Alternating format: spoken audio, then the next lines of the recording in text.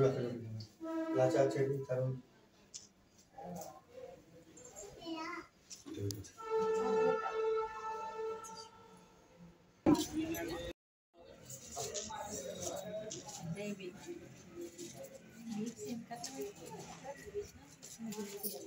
निर्माण वाणिज्य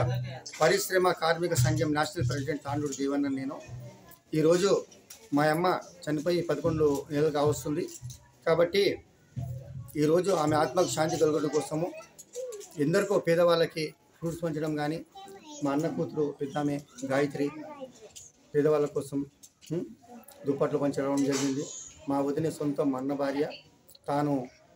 150 చీరలు ఈ రోజు అతి పేదవాళ్ళకు చూసి చేయడం జరిగింది మరి అంతేకాకుండా మా భార్య అయినటువంటి శ్రీలత గారు ఈరోజు అత్తకు ఏ విధంగా సేవ చేయాలనేసి 10 మందికి తెలిసేసినట్టుగా చాలా గొప్ప సేవ చేసినటువంటి బిడ్డ తాను వాళ్ళ తల్లిదండ్రులు ఆ విధంగా పెంచారు పెద్దలు చేశారు ప్రతి ఆడపిల్ల కూడా ఆ అత్తమామకు సేవ చేసే భావం ఉండాలని చెప్పి నేను కోరుకుంటున్నాను అదేవిధంగా నా సొంత చెల్లెలు తల్లి లేకుండా ఎంతో అల్లాడిపోతుంది పేరు వరలక్ష్మి విజయలక్ష్మి ఇద్దరు మరి ఈ యొక్క అవకాశం ఇచ్చినటువంటి పెద్దలకి నేను ధన్యవాదాలు మొత్తం ఐడియా ఇచ్చినటువంటి నా సొంత చెల్లెలు వరలక్ష్మి ఆమె ఇచ్చిన ఐడియా ప్రకారం మేము ముందుకు జరగడం జరిగింది అదేవిధంగా నా తల్లి బాగా లేకుంటే ఎంతో గొప్పగా సేవ చేసినటువంటి మా భార్య శ్రీలత మా వదినే డబ్బులకు బాధ లేకుండా నేను ఉన్నానని చెప్పి ప్రతి విషయంలో మా తల్లి లాంటి తల్లి మా వదినమ్మ ప్రతి విషయంలో ముందుకొచ్చి మాకు ఎంతో తోడు నీడగా ఉంది ఈరోజు మా తల్లి ఆత్మకు శాంతి కలగాలని చెప్పి నా కుటుంబ సభ్యులు వీరు మరి ఈరోజు మేము కోరుకుంటున్నాం మా చెల్లె కూడా 2 నిమిషాలు మాట్లాడుతుంది హాస్పిటల్లో ఫ్రూట్స్ ఇంకా బెడ్షీట్లు పంచినాము మా అమ్మ తాండూరు నర్సమ్మ